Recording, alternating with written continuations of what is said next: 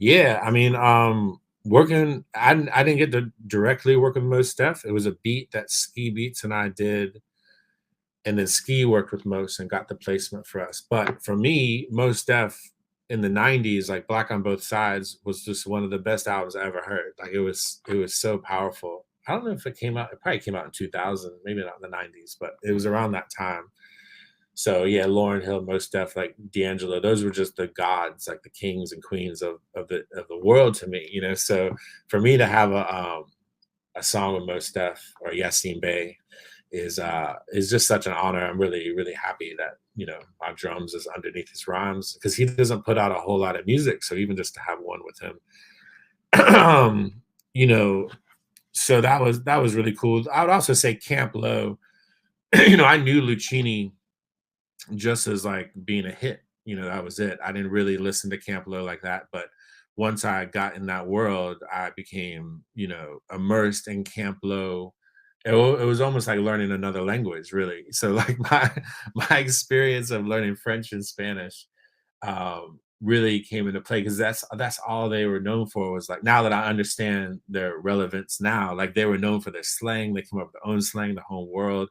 Chiba and Suede are just two like special people. So it was the first time I got to be in the studio with the artists because like at that point in my career, I was emailing beats. Like I emailed the beats to Wale, emailed the beats for Mos Def, emailed the beats for Azalea Banks. Like every placement I was getting, I was emailing them and getting the placements.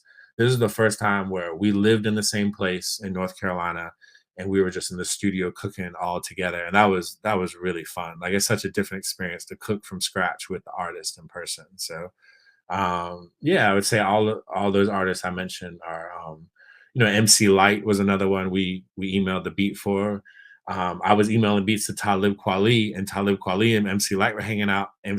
Talib played MC Lyte the beat, and then that was a wrap. So that was another one that Ski and I did together.